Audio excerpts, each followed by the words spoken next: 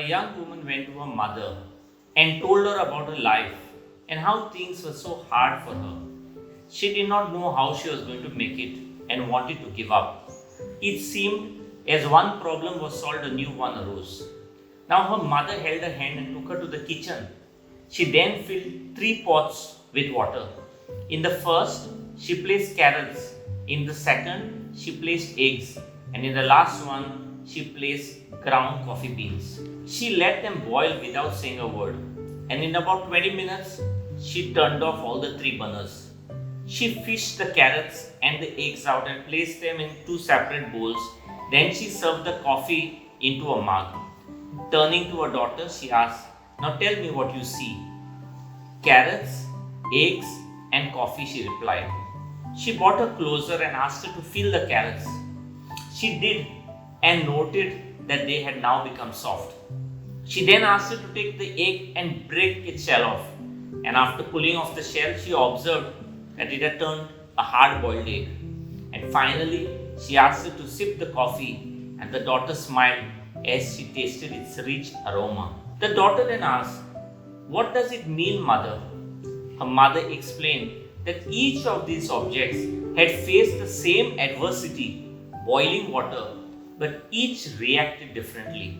Now the carrot went in strong, hard, and unrelenting. However, after being subjected to boiling water, it softened and became weak. The egg was fragile. Its thin outer shell had protected its liquid interior, but after being through the boiling water, its inside became hardened, while the ground coffee beans were unique. After they were put into boiling water, they had changed the water. "Now, which are you?" she asked the daughter. "When adversity knocks on your door, how do you respond?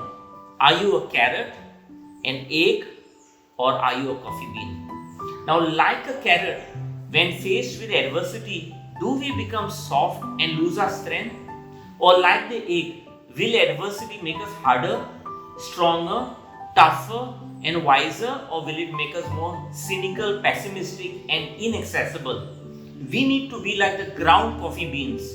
When water gets hot, it releases its own fragrance and flavor. If you are like the bean, when things are at their worst, you get better and change the situation around you. Friends, this simple anecdote is a metaphor to explain that the happiest of people are the ones who make the best of what may come their way. Who doesn't face problems? Painful personal trauma and tragedy like illness or injury, a death of a loved one, loss of a job, or an unexpected breakup of a relationship are unavoidable. The question is, will these calamities erode our capacity to be happy or cause us to become stronger and better able to live a meaningful and fulfilling life? The COVID-19 pandemic has caught the entire globe off guard and practically left no city, country, or continent unaffected.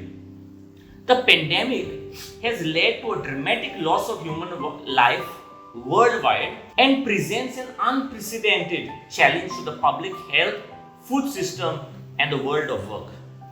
Now, with the overwhelming amount of coverage surrounding this global pandemic on social media and the TV, it's pretty easy to pick up on the fear that runs alongside the virus. Friends, for the younger people with less lived experience like me, the COVID-19 pandemic is the first major crisis I have ever encountered. Researchers now say that we could stand to learn much from our older counterparts in how to deal with stress and have a positive experience in the face of adversity. My father, who is now 86, belongs to what is known as the silent generation, born roughly between 1925 and 1945, and now range in the age group from 75 years to 95 years. The term silent generation was first documented in a 1951 Time magazine article, which claimed that the most startling fact about this generation was its silence. They were raised at a time when children were generally favored as seen, not heard. It is the generation with the most extended history of navigating adversity. It was this generation that saw wars, plagues, food shortages, blackouts, and survived to tell us that they have been there and done that. Much of the silent generation was born just before or during the Great Depression. They witnessed World War II, the Holocaust, and severe food shortages, yet they went on to enjoy smoother adulthood.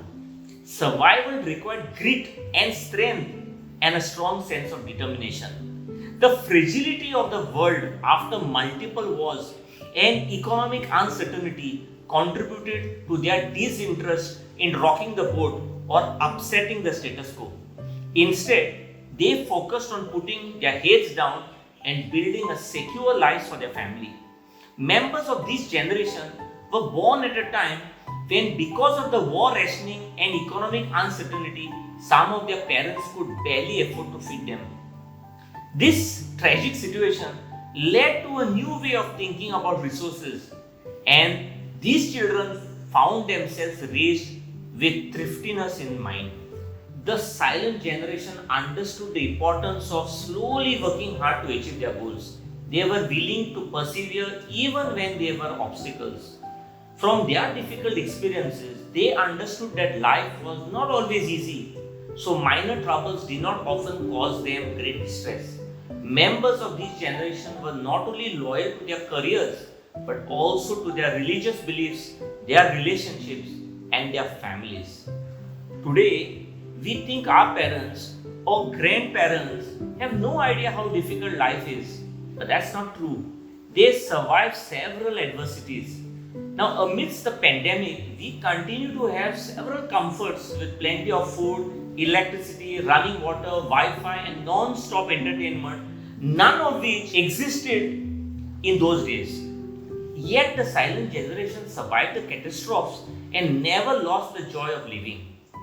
Friends, life will always be surrounded by some adversity.